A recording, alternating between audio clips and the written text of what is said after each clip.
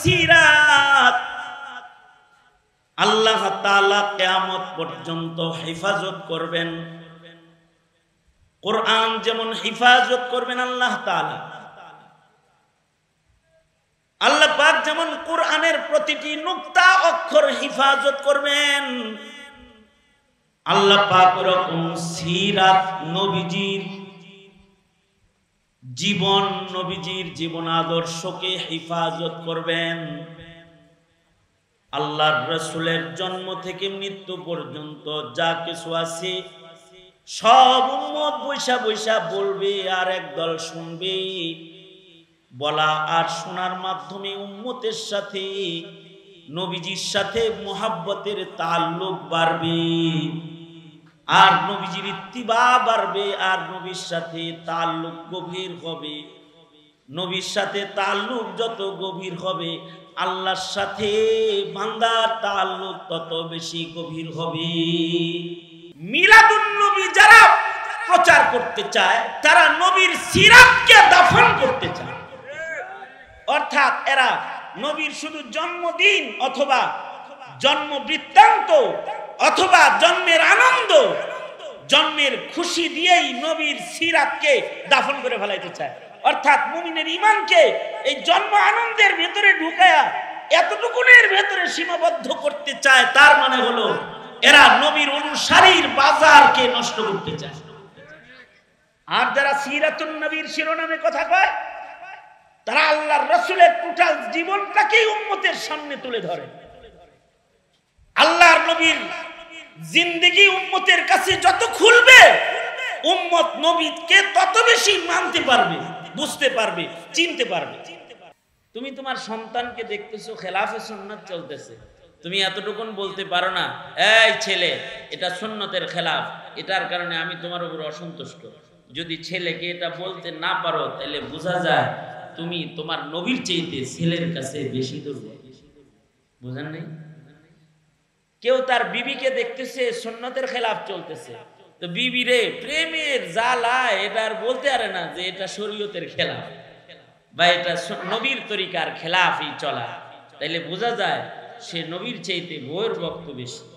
সাভার দারুল উলুম ইসলামিয়া মাদ্রাসার আয়োজনে আয়োজিত সিরাতুন নবী সাল্লাল্লাহু আলাইহি ওয়াসাল্লাম মাহফিলের সম্মেলনের মোহতারাম সাদার, মোহতারাম সভাপতি, উপস্থিত পিতৃতুল্য হাজরাত, বুজুর্গ, উলামায়ে কেরাম, সম্মুখবাণী সমবেত দিন প্রিয়, ইসলাম প্রিয়, দিনদার, ইমানদার মুমিন মুসলমান ভাইয়েরা, এত সময় পর্যন্ত আমার দোস্ত মুরব্বী আল্লামা শেখ হাসান জামিল দামাত বরকাতুহু গুরুত্বপূর্ণ নসিহত আপনাদেরকে করেছেন।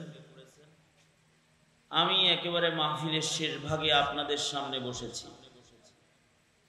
আপনাদেরকে এই শেষ মুহূর্তে বলার মতো তো কিছু নাই, তবে নেকফা আলী, ডান দিকেও হজরত বুজুর্গ ওলামায়ে কেরাম আছেন, বাম দিকেও আমার চাইতে বয়োবৃদ্ধ এবং মুরব্বী হজরত ওলামায়ে কেরাম যাদের ইলমি খেদমত অনেক বিস্তৃত, তারা আমার ডানে বামে আছে। এটা একটা নেকফা আলী। কবরের ভেতরেও ডান পাশে নামাজ থাকবে, বাম পাশে রোজা পাহারা দিবে। যাদের ডানে বামে নামাজ রোজা থাকবে তাদের কবর নিরাপদ হবে। নেকফা আলী, ডান পাশে উলামায়ে কেরাম বসা আছে, বাম পাশে উলামা হযরতরা বসা আছে। তো ওনাদের বরকতে, ওনাদের উপস্থিতিতে কিছু দুই চার কথা আপনাদের সামনে বলবার এরাদা। খুব সংক্ষেপ সময়ে আল্লাহ তাআলা কিছু উপকারী কথা আপনাদের কানে পৌঁছাইবার তৌফিক দান করেন। আপনারা দোয়া করুন, বলুন আমিন। মাসটার নাম রবিউল আউয়াল মাস, নবীজির আগমন, তিরোধান, আগমন এবং বিদায়ের মাস। এই মাসটা স্মরণীয় মাস। এই মাসে সিরাতুন নবী সাল্লাল্লাহু আলাইহি ওয়াসাল্লাম শিরোনামে মাহফিল বেশি হয়, নবীজির আলোচনা বেশি হয়। নবীজির আলোচনা শুধুই মাত্র রবিউল আউয়ালে না, জিন্দেগি ভর নবীর আলোচনা দরকার। কারণ নবী না চিনলে ঈমান ঠিক রাখা সম্ভব না। আল্লাহ তাআলাকে না চিনলে যেমন তাওহীদ ঠিক থাকবে না, নবীকে যারা না চিনবে, যে প্রজন্ম নবীর পরিচয় না শুনবে না জানবে, তারা নবীর ইজ্জত করতে পারবে না। আর এই সমস্যার মুখোমুখি আমরা অলরেডি হয়ে গেছি। আমাদের বর্তমান প্রজন্মের সন্তানরা নবী না চিনার কারণে নাস্তিকদের মিছিল এখন অনেক বড়। নাস্তিকদের বাজার গরম হইতেছে। এটা হলো রসুল না চিনা, আল্লাহ না চিনা, বরজখ না চিনা, আখেরাত না চিনা, না বুঝার কারণে নাস্তিকদের বাজার গরম হইতেছে। তারা নবী ভক্ত হইতেছে না, নবী না চিনার কারণে নেতা ভক্ত হয়, কিন্তু নবী ভক্ত হয় না, দল ভক্ত হয়, দিন ভক্ত হয় না। এগুলোর কারণ হলো আমাদের সন্তানদের কাছে এখন এই সকল বিষয়ের আলোচনা কমে গেছে। সঙ্গত কারণে সিরাতুন নবী শিরোনামের আলোচনা অনেক বরকতপূর্ণ আলোচনা, যেটা এলাকার আবাল বৃদ্ধ বনিতা সবার জন্য মুফিদ, উপকারী। এর দ্বারায় মুমিনের ঈমান তাজা হবে। নবীজির কথা যত শুনবে নবীর মোহাব্বত তত বাড়বে। নবীর যোগ্যতার কথা যত শুনবে নবীর কাছে তত বেশি দুর্বল হবে। কেউ কারোর কাছে দুর্বল হয় কখন? যখন তার পরিচয় পায়। হ্যাঁ, এতক্ষণ চিনে নাই তো বুড়া আঙ্গুলি দেখাইছে, যখন জানছে যে উনি কিন্তু কর্নেল সাহেব, তখন নড়াচড়া দিয়ে বসছে। কেন? চিনে যখন মানে তখন। উম্মত রসুল চিনে যখন, রসুলকে মানে তখন। যখন নবীজিকে বুঝতে থাকে, চিনতে থাকে বেশি, তো নবীজির প্রেম বাড়তে থাকে। নবীর প্রেম ছাড়া তো ইমানদার কামেল হওয়া সম্ভব না। যতক্ষণ পর্যন্ত নবী প্রেম না হবে কামেল, ততক্ষণ পর্যন্ত ঈমান কামেল হবে না। লা ইউমিনু আহাদুকুম হাত্তা আকুনা হাব্বা ইলাইহি মিন ওয়ালিদিহি ওয়া ওয়ালাদিহি ওয়ান নাসি আজমাইন। সবার চাইতে নবীজিকে বেশি ভালোবাসতে হবে, হাত্তাকে নিজের জানের চাইতে। আপনি যে আপনার সন্তানের চাইতে নবীরে বেশি ভালোবাসেন, এটা বুঝবেন কেমনে? আপনার বিবির চাইতে আপনার নবীকে বেশি ভালোবাসেন, এটা বুঝবেন কিভাবে? আপনার পিতার চাইতে, আপনার মায়ের চাইতে, আপনার বন্ধুর চাইতে আপনি যে নবীকে বেশি ভালোবাসেন, এটা বুঝার উপায় কি? কাসেম নানতুবি রহমতুল্লাহ আলাইহি হুজ্জাতুল ইসলাম সুন্দর একটা মূলনীতি বলছেন যে নবীর উল্টা যদি বাবারে দেখো, তখন যদি বাবার মোহব্বত এত প্রবল হয় যে নবীর উল্টা চলে বাবা, অতটুকুন বাবার সামনে বলতে পারো না যে আব্বা এটা সুন্নতের খেলাফ, বোঝা যাবে তুমি তোমার বাবাকে নবীর চাইতে বেশি মূল্যায়ন করছো। তুমি তোমার সন্তানকে দেখতেছো খেলাফে সুন্নাত চলতেছে, তুমি এতটুকুন বলতে পারো না এই ছেলে এটা সুন্নতের খেলাফ, এটার কারণে আমি তোমার উপর অসন্তুষ্ট। যদি ছেলেকে এটা বলতে না পারো, তাহলে বোঝা যায় তুমি তোমার নবীর চাইতে ছেলের কাছে বেশি দুর্বল। বুঝেন নাই? কেউ তার বিবিকে দেখতেছে সুন্নতের খেলাফ চলতেছে, তো বিবিরে প্রেমের জ্বালা এটা আর বলতে পারে না যে এটা শরীয়তের খেলাফ বা এটা নবীর তরিকার খেলাফই চলা। তাইলে বোঝা যায় সে নবীর চাইতে বউয়ের ভক্ত বেশি। এরকম দেখেন ওই যে কিছু পুরুষ আছে, এরা দাড়ি রাখে না বউয়ের ডরে, মানে নবীর মোহাব্বত পাবে কিনা এই চিন্তা আনে নাই। ওই যে বিবির অনুমতি ছাড়া রাখা জায়েজ আছে হুজুর, এরকম পাতাইলা ফতোয়াও মারে, এরকম বলে, জিজ্ঞাসা করে বিবির অনুমতি ছাড়া দাড়ি রাখা জায়েজ আছে হুজুর, বউ যে অপছন্দ করে। তার মানে বিবির ভক্ত কতটা হয়েছে, অতটা নবীর ভক্ত হয়নি। অথচ মুমিনের ঈমানের মানদণ্ড আল্লাহর রাসূল নির্ধারণ করে গেছেন যে ততক্ষণ পর্যন্ত কামেল মুমিন হতে পারবে না যতক্ষণ পর্যন্ত সর্বোচ্চ মুহাব্বত নবীকে না দেওয়া হবে। আল্লাহর রাসূল যেদিন এই কথা বলছেন, হযরত ওমর বলে কি, আল্লাহর নবী আমি বিবি বাচ্চা সবার চাইতে আপনারে বেশি ভালোবাসি, কিন্তু আমার নফসের চাইতে বেশি, এখন আমার জানের চাইতে বেশি ভালোবাসতে পারি না। আল্লাহর রাসূল সাল্লাল্লাহু আলাইহি ওয়াসাল্লাম বললেন, তুমি এখনো কামেল মুমিন হও না। 2 মিনিট পরেই হযরত ওমর বলতেছেন, নবীজি আমি এখন আপনাকে আমার জানের চাইতে বেশি ভালোবাসি। আল্লাহর রাসূল বললেন, তাহলে তুমি এখন কামেল মুমিন হয়েছো। এই কেবল তুমি কামেল মুমিন হইলে? আল্লামা তাকি উসমানী দামাত বারকাতুহুম তিনি ব্যাখ্যা গ্রন্থে এই হাদিসের ব্যাখ্যায় তিনি বলেছেন, ফাথুল মুহিমের ভিতরে উনি বলেছেন, হযরত ওমর 2 মিনিট আগে বলল যে কামেল ঈমান উনি জানের চাইতে নবীর বেশি ভালোবাসেন, 2 মিনিট পরেই বলে যে আমি জানের চাইতে বেশি ভালোবাসি। তাইলে কি 2 মিনিটেই ঈমান কামেল হয়ে গেল? অর্থাৎ 2 মিনিট আগে ওমরের ঈমান নাকেস ছিল, আর 2 মিনিট পরে ওমরের ঈমান কামেল হয়েছে। বিষয়টা কি এমন? আল্লামা উসমানী বলে, না, ওমর তো মুহাদ্দাস, ওমরের হৃদয়ে আল্লাহ পাক আল্লাহর কথা ইলকা করে। আল্লাহ তাআলা ওমরকে দিয়ে এই নাটকটা সাজায়া প্রেমের গভীরতা কেমনে হয় এটার একটা চিত্র কিয়ামত পর্যন্ত উম্মতের কাছে পেশ করছে। হযরত ওমর নিজের জানের চাইতে রাসূলকে আগের থেকেই বেশি ভালোবাসে, কিন্তু তারপরেও আল্লাহ এলকা করছে, তো এ কারণে হযরত ওমর জাতিকে দেখাইতেছে, এই সাবধান, জানের চাইতে ভালো না বাসলে কিন্তু ইমানদার কামেল হবি না। ওই দেখোস না কয় কি কেবল ইমানদার হইলা, এটা একটা কথা। আর একটা কথা হইলো যে প্রেমের আবেদন যখন দুনো দিক থেকে হয় তখন প্রেমটা জমে ভালো। আমনে খালি একজনকে ভালোবাসেন, হে কয় হ্যাঁ, তাহলে তার ভালোবাসাটা জমলো না।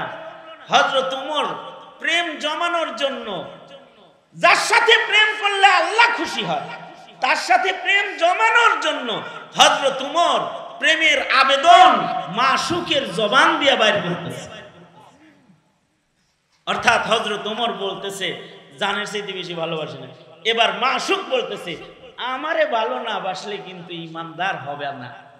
মানে ভালোবাসার আবেদনটা মাশুকের মুখ দিয়ে বাইর কইরা এরপরে হযরত ওমর বলতেছে, আমি আপনাকে আমার জানের চাইতে বেশি ভালোবাসি।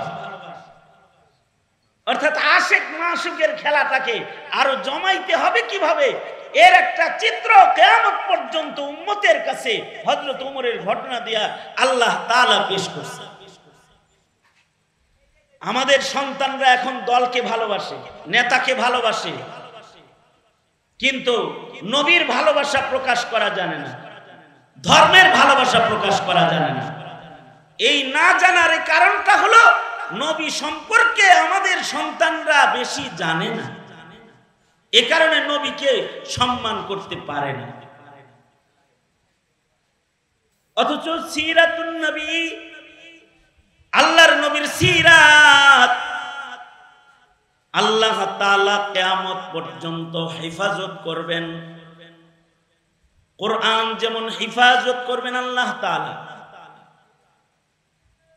আল্লাহ পাক যেমন কোরআনের প্রতিটি নুক্তা অক্ষর হেফাজত করবেন, আল্লাহ পাক এরকম সিরাত নবীজির জীবন, নবীজির জীবন আদর্শকে হেফাজত করবেন। আল্লাহর রাসূলের জন্ম থেকে মৃত্যু পর্যন্ত যা কিছু আছে সব উম্মত বৈশা বৈশা বলবে আর একদল শুনবে।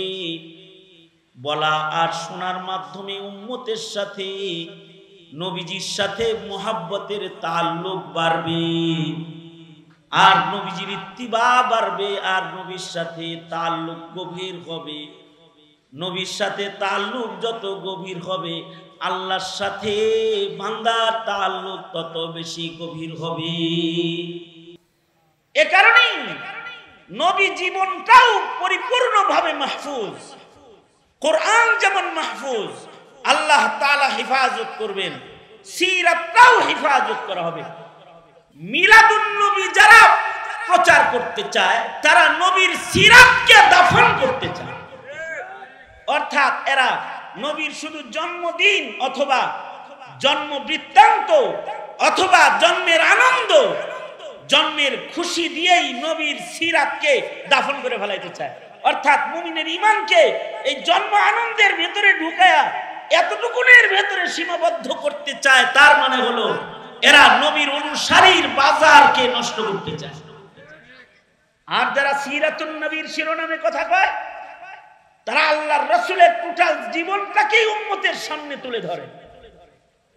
আল্লাহর নবীর জিন্দেগি উম্মতের কাছে যত খুলবে, উম্মত নবীকে তত বেশি মানতে পারবে, বুঝতে পারবে, চিনতে পারবে। নবীদের ব্যাপারে আহলুস সুন্নাতি ওয়াল জামার একটা আকীদা।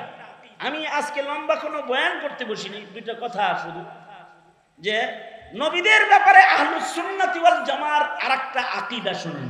আকীদা হলো নবীরা হাইয়ান ওয়া মাইয়িতান, নবীরা জীবিত এবং মৃত, জমিনের মানুষের জন্য উপকারী, অপকারী না। এই কারণে কোন নবীর কবরে মাজারে বিদআত নাই। কোন নবীর কবর দিয়েও কেউ ধুকায় পড়ে না। ওলি বুজুর্গের কবর দিয়ে ধুকায় পড়ে, সেজদা দেয়। কোন নবীর কবর দিয়ে এরকম সেজদা, শিরিক বিদআতের ধুকা নাই। নবীরা হাইয়ান ওয়া মাইয়িতান, জীবিত এবং মৃত, জমিনের উপরে থাকুক আর নিচে থাকুক, নবীরা উম্মতের জন্য রহমত এবং উপকারী। আমাদের নবী মুহাম্মদুর রাসূলুল্লাহ সাল্লাল্লাহু আলাইহি ওয়াসাল্লাম তো নবীদের সরদার। নবীজি মৃত অবস্থায় উম্মতের জন্য উপকারী, অর্থাৎ নবীজি কবরে থেকে উম্মতের উপকার করতেছেন। নবীর দ্বারা উম্মত উপকার পাইতে থাকবে কিয়ামত পর্যন্ত। হ্যাঁ, দুইজন পয়গম্বরের অনুসারীরা নবীর দ্বারা উপকৃত না হয়ে অপকৃত হয়ে গেছে, ইহুদি নাসারারা। একদল উযাইর আলাইহিস সালাতু ওয়াস সালামকে শিরিক করে আল্লাহ পাকের জুজ বানায় ফেলেছে, আর একদল ঈসা আলাইহিস সালাতু ওয়াস সালামকে আল্লাহ পাকের জুজ বানায় ফেলেছে। কারণ কি? কারণ হলো ওনাদের জীবনে অলৌকিক মুজিজা ঘটেছিল। হযরত উযাইরের মুজিজা হলো, তিনি একদিক দিয়ে যাইতেছিলেন, তো উনি মসজিদুল আকসা দেখে বললেন, এই অনাবাদী আকসা এরিয়া আবার কিভাবে আবাদ হবে? আল্লাহ তাআলা হযরত উযাইরকে ইন্তেকাল দিয়ে দিলেন। 100 বছর পরে আল্লাহ আবার জীবিত করলেন, বুঝাইলেন তোমরা যেমন 100 বছর পরে জীবিত করছি, এমনি সব আবার ঠিক করব। এই যে উনার জীবনের এই মুজিজা, এই মুজিজার কারণে উম্মত ধোঁকায় পড়ে হযরত উযাইর আলাইহিস সালাতু ওয়াস সালামকে আল্লাহ পাকের সন্তান সাব্যস্ত করেছে একদল। আর ঈসা আলাইহিস সালাতু ওয়াস সালামের আজব কিছু মুজিজা। একটা মুজিজা হলো তিনি বাপ ছাড়া জন্মগ্রহণ করেছেন। আর আরো কিছু আজব মুজিজা, আন্ধার চোখে হাত রাখলে চোখ হয়ে যেত, মরা মানুষকে কবরের পারে দাঁড়ায় ডাক দিলে সোজা কবর থেকে দাঁড়ায় যেত। এই যে আশ্চর্য আশ্চর্য মুজিজা আল্লাহ ওনাকে দিয়েছিলেন, এই মুজিজার কারণে উনি আসমানে জীবিত থাকার পরেও ওনার অনুসারীরা ওনাকে আল্লাহর ছেলে বানায় ফেলেছে, জুজ বানায় ফেলেছে। কিন্তু মুহাম্মদুর রাসূলুল্লাহ সাল্লাল্লাহু আলাইহি ওয়াসাল্লাম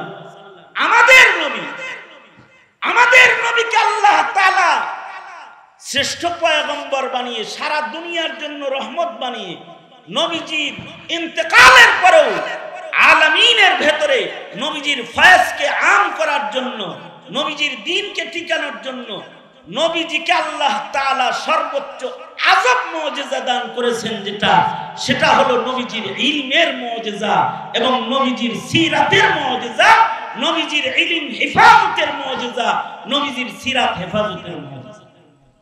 নবীজি চলে গেছেন ১৫০০ বছর আগে, কিন্তু নবীর ইলম এখনো যেমন রেখে গেছেন তেমন আছে। এটা নবীর সবচেয়ে বড় মুজিজা। এই মুজিজা যতদিন হেফাজত হবে, ততদিন এই উম্মতের ভেতরে নবীর সিরাত ও ইলম হেফাজত হলে এই উম্মত হিদায়াতের উপরে অটল থাকবে। আর যদি উম্মত নবীজির এই মুজিজাত থেকে দূরে সরে যায়, এরা গোমরা হয়ে যায়। এ কারণেই আল্লাহর রাসূল বলেন, قال رسول الله صلى الله عليه وسلم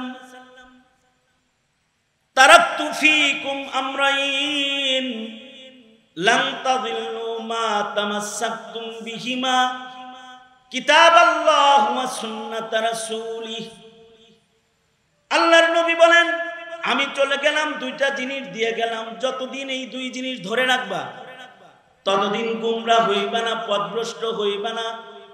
আর যদি এই দুই থেকে দূরে সরে যাও তাহলে কিন্তু ভ্রষ্ট হয়ে যাবা। অর্থাৎ নবীজির ইলমের মুজিজার সাথে উম্মতের সম্পর্ক লাগবে।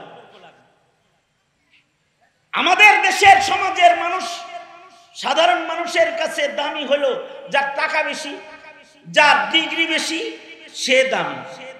কিন্তু শরীয়তে ইসলামে নর হোক নারী হোক যার ইলম আছে সে দামি। তার সম্পর্ক নবীর মুজিজার সাথে হয়েছে, উম্মত হিসাবে সে দামি। নারী বেশি দামি না পুরুষ বেশি দামি, এই প্রশ্ন যদি আসে তাইলে বলতে হবে ওই নারীর দাম বেশি ওই কোটি পুরুষের চাইতে, যেই পুরুষের সাথে নবীর মুজিজার ছোঁয়া লাগে না। আর যেই নারীর সাথে ইলমের ছোঁয়া লেগেছে এমন নারীর মূল্য 1 কোটি ইলম সারা পুরুষের চাইতে ইলমওয়ালা একটা নারীর মূল্য বেশি। আবার একজন আলেম পুরুষ যার কাছে ইলম আছে, কোরআন সুন্নাহ আছে, তার দাম ফজলুল আলিমি আলাল আবিদি কা ফজলি আলা আদনা। রাবিয়াতুল বসরির কাছে এক যুবক গেছে, হযরত রাবিয়া বসরির কাছে, যা বলতেছে আম্মা জান আপনার কাছে তো আসি নসিহা শুনতে।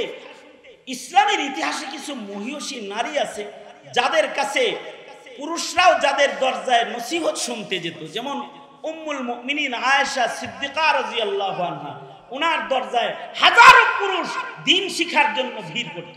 আব্দুল্লাহ ইবনে আব্বাস, আব্দুল্লাহ ইবনে মাসউদ, আব্দুল্লাহ ইবনে ওমরের মতো এমন হাজারো সাহাবী ওনার ছাত্র। হযরত আয়েশা সিদ্দিকার শাগরেদ নারী, তার কাছে সাহাবীরা পড়তো, কারণ এই নারীর কাছে এমন ইলম আছে যে ইলম অন্য পুরুষের কাছেও নাই। নবীজির ঘরণী হওয়ার কারণে এমন কিছু ইলম নবীর কাছ থেকে উনি পেয়েছেন যেটা 100 লাখ সাহাবী পায় নাই। ঘরোয়া মাসাইল এটা উনিই জানেন, জানতে হলে ওনার দরজায় যেতে হয়। এ কারণে হযরত আয়েশার কাছে ছাত্র বেশি যাইত, যার কাছে ছাত্র বেশি যায় তার কাছে টাকাও বেশি লাগে। এ কারণে হযরত আয়েশাকে লম্বা লম্বা হাদিয়া দিত। আব্দুল্লাহ ইবনে আব্বাস একবার হযরত আয়েশাকে 1,80,000 দিরহাম একসাথে হাদিয়া দিয়েছে। 1,80,000 দিরহাম মানে কি? এই জমানার কোটি কোটি টাকা, মানে বস্তা ভরা স্বর্ণ মুদ্রা একসাথে হাদিয়া দিয়েছে। আর উনি কি করছেন, যে ওনার কাছে ইলম শিখতে আসে, দুঃখী মানুষ আসে, দুঃখ বলতে আসে, সকালে বস্তা লয়ে বসছেন, মাগরিবের আগে 1,80,000 বিতরণ শেষ করছেন। মাগরিবের আজান যখন দিছে তখন খাদেমারে কয় ইফতার দাও, খাদেমা ভাঙ্গা রুটি দিছে। হযরত আয়েশা বলে ভাঙ্গা রুটি ছাড়া আর কিছু নাই? তো খাদেমা বলে 1,80,000 বৈশা বৈশা যে ছাত্রগর ভিতরে বিতরণ করলেন আর গরিব মানুষকে দিলেন, তাল ছিল না তো ঘরে কিছু নাই? তো হযরত উম্মুল মুমিনিন বলে আমাকে ওই কথা বলে কষ্ট দিস না, আল্লাহর প্রেমে আমি ভুলে গেছিলাম ঘরে কিছু নাই। একবার আমিরে মুআবিয়া রাদিয়াল্লাহু আনহু বেলা বাজে 2টা 2:30, ওই সময় 1 লাখ দিরহাম ওনার কাছে পাঠাইছে। হযরত আয়েশা 1 লাখ দিরহাম পায় তো অস্থির হয়ে গেছে। আমরা পাইলে তাড়াতাড়ি ঘড়ি দেখতাম যে ব্যাংক বন্ধ হইব কয়টা। আর হযরত আয়েশা চিন্তা করলেন বিকালের আগে যদি বিতরণ শেষ করতে না পারি মুসিবত। সাথে সাথে 1 লাখ দিরহাম এটা ভাগ করে উম্মাহাতুল মুমিনিনদের ঘরে হাদিয়া পাঠায়া দিলেন। আর উম্মাহাতুল মুমিনিনগণ মাগরিবের আযানের আগে সব মানুষের ভেতরে বন্টন করে দিলেন। হযরত আয়েশার কাছে মানুষ বেশি যেত, এই কারণে ওনার কাছে টাকা হাদিয়াও বেশি যেত। আরেকটা কারণও আছে, ইয়াকুব নানতুবি রাহমাতুল্লাহ আলাইহি বলেছেন আরেকটা কারণ হলো হযরত আয়েশা তো নবীর ঘরে আছে, সাহাবীরা বড় বড় টাকার পুতলা আয়েশার ঘরে পাঠাইতো, তার মানে ওখানে হায়াতুন নবী, তো হায়াতুন নবী, নবীরা কবরে জিন্দা, আয়েশার ঘরে পাঠানো মানে জিন্দা নবীর ঘরে টাকা পাঠানো। আল্লাহু আকবার বলেন, জোরে বলেন আল্লাহু আকবার। নবীরা কি কবরে জিন্দা, আমাদের নবী কি কবরে নিত না জীবিত? হায়াতুন নবী জীবিত। নবীরা যে হায়াতুন নবী এটা বোঝানোর জন্য কোরআন হাদিসে লাগে না, আমাদের আকাবিরদের ইলম যথেষ্ট। আমাদের আকাবিরদের ইলম শোনো। আমাদের আকাবিররা বলে নবী যে জিন্দা আছে এর তিনটা দলিল নাও। আকলি দলিল। একটা দলিল হইল যে নবীর দেহ মাটির নিচে, উপরেও যেমন ছিল নিচেও যেমন আছে। মৃত মানুষের দেহ মাটি খায়, জীবিতটা খাইতে পারে না। আরেকটা হলো নবীর ইন্তেকালের পরে নবীর মিরাজ বন্টন হয় নাই, বোঝা যায় নবী জীবিত। মরা মানুষের না মিরাজ বন্টন হয়। আরেকটা হলো মানুষ মরে গেলে তার বিবির অন্যত্র বিয়ে হয়। নবীর ইন্তেকালের পরে নবীর কোন বিবির অন্যত্র বিয়ে আল্লাহ হালাল করে নাই। জীবিত যে এই কারণে বিবি তো তারই আছে, বিয়া দেয় কেমনে আর এক জায়গায়। হায়াতুন নবী কবরে জিন্দা আছে। কবরে জিন্দা যেহেতু আছে, নবীর ঘরে আয়েশার ঘরে টাকা পাঠানো মানে জিন্দা পয়গম্বরের ঘরে পাঠানো টাকা। এ কারণে লম্বা লম্বা হাদিয়া তোহফা ওনার দরজায় দেয়া হবে। কিয়ামত পর্যন্ত হযরত আয়েশা সিদ্দিকার দরজার সামনে উম্মত যাবে সালাম দেওয়ার জন্য। কিয়ামত পর্যন্ত আল্লাহর রাসূলের দরজায় গিয়ে সালাম দেওয়ার জন্য উম্মত যায় দরজায় দাঁড়ায় থাকে। এই আয়েশা সিদ্দিকা রাদিয়াল্লাহু আনহা ওনার কাছে কোটি কোটি টাকা যেত আর উনি হাদিয়া দিয়ে দিতেন। এ কারণে আমাদের দেশের মুহতামিম যারা এদের কাছে গোপনে টাকা দেয়, যেমন আলী আকবর শাহ হুজুর আছে, বড় মাদ্রাসার মুহতামিম, আমাদের আব্দুল্লাহ মামা আছে, বড় হুজুর যারা আছে, এদের কাছে টাকাওয়ালারা গোপনে যায় কোটি কোটি টাকা দিয়ে এসে বলে কারোর কাছে বললেন না, ছাত্র করে খাওয়াই দিয়ে। কারণ কারণ ওনাদের ছাত্র তালবে ইলম বেশি, ওনাদের টাকার দরকার আছে বেশি। হযরত রাবিয়া বসরির কাছে এরকম লোকজন যায়। হযরত রাবিয়ার কাছে এক যুবক যায় বলতেছে, আম্মা জান আপনার কাছে ইলম শিখতে আসি, কিন্তু ঠকে গেছেন জীবনে ঠকছেন। কেন? যদি খালি পুরুষ হয়ে জন্মাইতেন তাইলে না জিততেন। নারী হয়ে জন্মাইছেন দেখে আসি, কিছু কথা জানি না চলে যাই, আর পুরুষ হইলে ইমামতিটা করতেন, মসজিদে বয়ে থাকতেন, ইমামতি করতেন, জিততেন। ঠকে গেছেন। তার মানে কি তোমার নজরে কি পুরুষের দাম বেশি না মহিলার দাম বেশি? যুবক বলে আমার দৃষ্টিতে পুরুষের দাম বেশি, মহিলার দাম কম। রাবিয়া বসরি বলে পুরুষের দাম বেশি, মহিলার দাম কম। এটার দলিল তোমার কাছে আর কি আছে? এটার একটা দলিল হইল যেমন আপনারা ইমামতি করতে পারবেন না, আজান দিতে পারবেন না, কিয়ামত পর্যন্ত কোনো বেডি ইমামতি করতে পারবে না, ঠিক না? আজানও দিতে পারছে না। দেখছেন সোয়া লাখ পয়গম্বর আল্লাহ তাআলা পাঠাইছে, এর একটাও বেডি মানুষ পাঠাইছে না। সোয়া লাখ নবী যা পাঠাইছে সব পুরুষ পাঠাইছে। আর রিজাল কাওয়ামুনা আলান নিসা, পুরুষকে মহিলার উপরে আল্লাহ তাআলা মর্যাদা দান করেছে। আপনি তো ঠকছেন, বেডি মানুষ হয়েছে। রাবিয়া বসরি যুবকের কথা যেরকম তাকে উত্তর দিতেছেন ওইরকম। কোরআন হাদিস বলে না, ও যেরকম কথা কয় ওর লাগে ওইরকম কথা কয়। তোমার দৃষ্টিতে পুরুষের দাম বেশি, কিন্তু আমার দৃষ্টিতে মহিলার দাম বেশি। কারণ দুনিয়ার কোন পুরুষ মায়ের পেট ছাড়া আসতে পারে না, বাপ ছাড়া তো একজন আইছে। ঈসা আলাইহিস সালাম বাপ ছাড়া আইছে, কিন্তু মহিলার পেট ছাড়া আসতে পারে নাই। আবার জান্নাতকে আল্লাহ তাআলা নারীদের পায়ের নিচেই রেখেছে, বাপের পায়ের নিচে রাখে নাই। আবার ছেলেরে খেদমতের বেলায় মায়ের নামই 3 বার কয়, বাপের নাম 4 নম্বরে কয়। তুমি কি জিতছ না ঠকছ বলো তো দেখি? সে কয় আমি ঠকছি। রাবিয়া বসরি বলে আল্লাহর কাছে খিলকাতান কে চামড়া সুন্দর এটা দিয়ে তার দাম নয়, কে পুরুষ কে মহিলা এটা দিয়ে বান্দা বান্দির দাম নয়। আল্লাহর কাছে ঈমান আর আমল দিয়ে বান্দার দাম। আল্লাহর কাছে ইলমের দ্বারা মানুষের দাম। কুল হাল ইয়াস্তাবিল্লাযীনা ইয়ালামুনা ওয়াল্লাযীনা লা ইয়ালামুন। কোন নারীর কাছে যদি নবীর মুজিজা ইলম থাকে ও নারী দামি, কোন পুরুষের কাছে যদি নবীর মুজিজা ইলম সংরক্ষিত হয়, ও পুরুষের মূল্য জমিনের পরে বেড়ে যায়, আল্লাহর কাছে তার দাম হয়ে যায়। রাসূল বলেন, ফাজলুল আলিমি আলাল আবিদি কাফালি আলা আদনাকুম। আল্লাহর রাসূল বলেন, নবীজি বলেন যে সাহাবীরা, তোমাদের মাঝে আমার মূল্য যেমন জনসাধারণের মাঝে একজন আলেমের মূল্য তেমন। সুতরাং উম্মতের ভেতরে দামি মানুষ বানাইবার সিলসিলা জারি রাখতে হলে ইলমের চর্চা জারি রাখতে হবে। বর্তমান সময়ের শিক্ষা ব্যবস্থা মুসলমানদেরকে ইলম থেকে দূরে সরায় মূর্খ বানায় সব মুশরিক আর মুরতাদ বানানোর চক্রান্ত করতেছে। উলামায়ে কেরামের শুকরিয়া আদায় করে আপনারা শেষ করতে পারবেন না। এরা মাদ্রাসা জিন্দা রেখে আপনার সন্তানের ঈমান বাঁচানোর চেষ্টা করতেছে, আপনার সন্তানকে রাসূল চিনানোর চেষ্টা করতেছে। যদি এই ইলমের সাথে জাতির সম্পর্ক না থাকে তো জাতি বিভ্রান্ত হয়ে যাবে।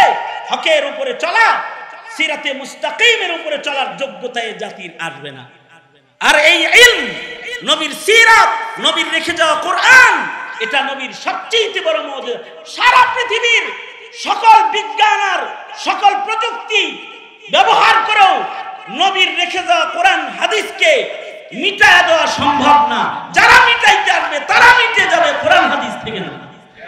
দেখেন না, পৃথিবীর সব জ্ঞান বিজ্ঞান কম্পিউটারে ঢুকতেছে আর কোরআন আর হাদিস মাথার ভিতরে ঢুকতেছে। এখনো বাচ্চাদের ভেতরে হাফেজে কোরআনের সংখ্যা বেশি, মানুষের মাথায় কলবের ভেতরে সংরক্ষণ করতেছে। তার মানে দুনিয়ার সব মিটতে পারে, নবীর মুজিজা কোরআন হাদিস মিটতে পারে না। সুতরাং কোরআন হাদিসের খাদেম হওয়া, মুঈন হওয়া, মুহিব হওয়া, যেটাই হবে ওইটার ভিতরেই ফজিলত। রাসূল বলেন, কুন আলিমান আও মুতাআল্লিমান আও মুঈনান আও মুহিব্বান। যে কোনো একটা হয়েও তুমি কোরআন হাদিসের ইলমের সাথে নিজেকে জড়ায় রাখো। সুতরাং এই মাদ্রাসার দেখভাল করব ইনশাআল্লাহ। বলেন, এর মাধ্যমে নবীজির সাথে উম্মতের মহব্বত মজবুত হবে। আর এই মাদ্রাসার মাধ্যমে নবীর সিরাত হিফাজত হবে, নবীর রেখে যাওয়া কোরআন হেফাজত হবে। আল্লাহ তাআলা আমাদেরকে আল্লাহর রাসূলের রেখে যাওয়া আমানতের সংরক্ষণ করার তৌফিক দান করুন, আমিন বলেন। সবাই ইস্তিগফার করেন। আস্তাগফিরুল্লাহ রাব্বি মিন কুল্লি যামবি ওয়া আতুবু ইলাইহি লা হাওলা ওয়ালা কুওয়াতা ইল্লা বিল্লাহিল আলিয়্যিল আযীম। আস্তাগফিরুল্লাহাল্লাযী লা ইলাহা ইল্লা হুয়াল হাইয়ুল কাইয়্যুম ওয়া আতুবু ইলাইহি। সবাই সবার জন্য দোয়া করেন, মাদ্রাসার জন্য দোয়া করেন। এই পিছনে কারা ওরা দোয়া করতে বলেন? আমি যখনই বসছি বয়ানে তখন ওদের এখানে লাগাইছেন আপনি। আমার বসানোর পর থেকে দেখতেছি ওরা লাগছে। দোয়া হবে এখন। কেউ কি আমার কাছে দিবেন? 5 মাসে 5000 টাকা দিয়েন মাদ্রাসার বোর্ডিং এ ছাত্রদের জন্য। রবিউল আউয়ালে নবীর প্রেমে একটা লোক কি এরকম নাম লেখানো যাবে? 5000 টাকা দিবেন। নাম কি? মোহাম্মদ আহমদুল্লাহ ভাই। এই বসেন, এখন দোয়া হবে, দোয়া হবে।